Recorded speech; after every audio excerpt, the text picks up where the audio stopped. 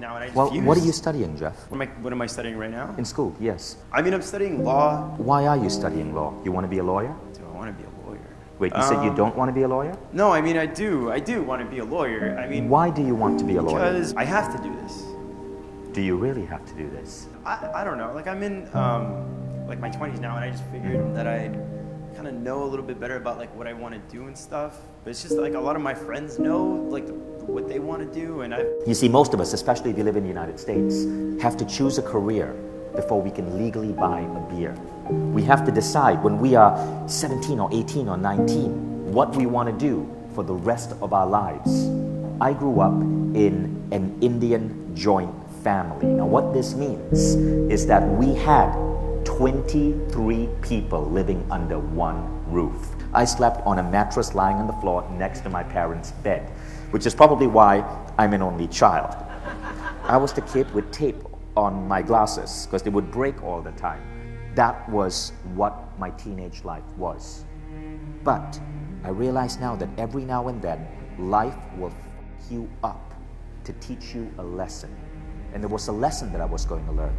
Bill Gates had just completed a trip to India. So all over the news in Asia, it was about Bill Gates, the richest man in the world. And my granddad was fascinated by Bill Gates. I remember as he was driving, he turned to me and he said words that would change my life.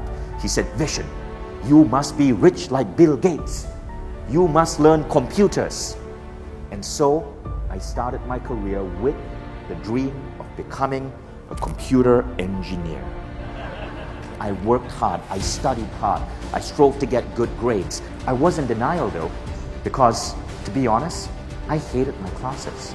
I would do just enough work so that I wouldn't get kicked out. I studied performing art. I got A's for performing art, but I never went down those paths because I would have disappointed my family.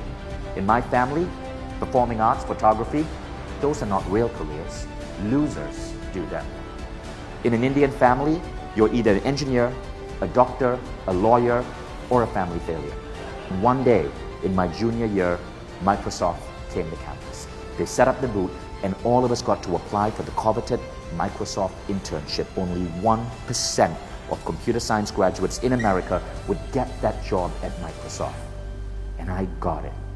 I had made it. My grandfather, who at this point was dead, I knew if he was looking down on me, he would be so freaking proud.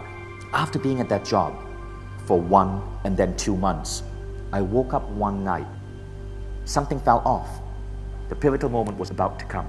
A few days later, Bill Gates invited the entire batch of young Microsoft interns to his house. And we were in his front lawn, in his house, facing Lake Washington. The fellow interns who were part of our batch were there around Bill. He was shaking people's hands. He was telling them stories of the founding of Microsoft. But I couldn't go up to Bill. I couldn't shake his hand because in my mind, I knew that I was lying to myself and that I was lying to Bill. I shouldn't be there. I hated my job. I didn't want to be there. I was waking up day after day after day, and every time the alarm clock would ring, I would go and hit the snooze button, and then hit the snooze button again. And every day I spent in that office, I felt like my soul was being crushed. Often, our biggest lessons, Jeff, come from pain.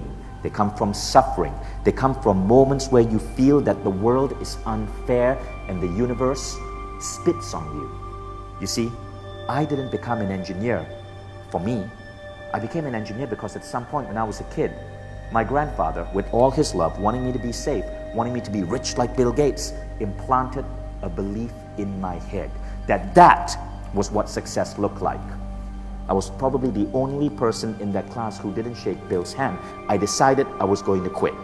But then I decided, oh damn, if I quit, my parents are never going to forgive me. So I hatched a plan to get fired. I simply shut the doors to my office and I played Age of Empires all day until my manager discovered me and kicked me out. I was lucky. I was lucky that I discovered how horrendous life can be when you go down the wrong path. I was lucky I discovered that early. But so many of us manifest not what our soul wants us to experience, but what our culture wants us to experience. But the problem is, like a fish swimming through water who can't see that it is in a substance called water, we can't see that we are swimming in a tangled web of human ideologies. I found myself broke, having to rent a two-seater sofa from a college kid in Berkeley. Two-seater so that my legs kind of hung off at night when I slept. On that two-seater sofa was everything I owned. To the outside world, that seemed completely irrational and stupid. I didn't dare tell my parents. I was trying to pull myself out. You see, sometimes when we follow our heart, it's not going to be easy. And that second lesson is, what is more important than the outside voices is the voice within. And the voice within was telling me to press on. So, I started the company for $700. That's all it took. Started out in a Starbucks. And that's how the company and the life that I have today slowly started to form. And it took 10 years for everything to click. It didn't just work out perfectly. Remember, when you start doing the right thing, it's not like all of a sudden everything clicks and everything moves effortlessly. If that were true, you would not learn jack. Your soul wants you to paint this beautiful picture of your own life, this original masterpiece. You decide where the reds go and where the blues go and where the yellows go. You decide that, but most people don't. Most people rather decide that they want their life to come from a photocopy machine. They want their life to be photocopied from the lives of the people around them, their fathers, their mothers, their grandparents, their teachers, what society says is right. And yes, you will be safe as a photocopy, but you will always risk that chance that you will wake up one day at the age of 40 wondering, what the happened to my life? Why do I hit the snooze alarm over and over and over again? So remember the movie The Matrix, when Neo was given the choice between the blue pill or the red pill. The blue pill would make him continue living life as it is now. The red pill would make him wake up. There is a red pill in life. Now, you can take the blue pill, you can do life the way everyone else is doing. And I bet that over time, if you do it well, life will get better and better for you. Some of you might take the red pill. I did that.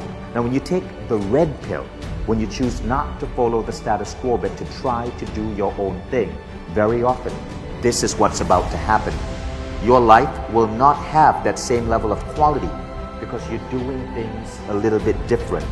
But eventually, things will click and you will end up significantly better off than the people who might follow the pre-planned, photocopied life that everyone else follows. Now, this is your choice.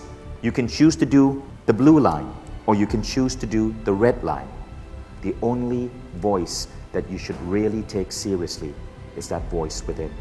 So, Jeff, come up here. Would you choose the blue pill? Jeff, the lawyer, and I'm sure there's good reason to be a lawyer. Or would you take a little bit more of a risk and choose the red pill?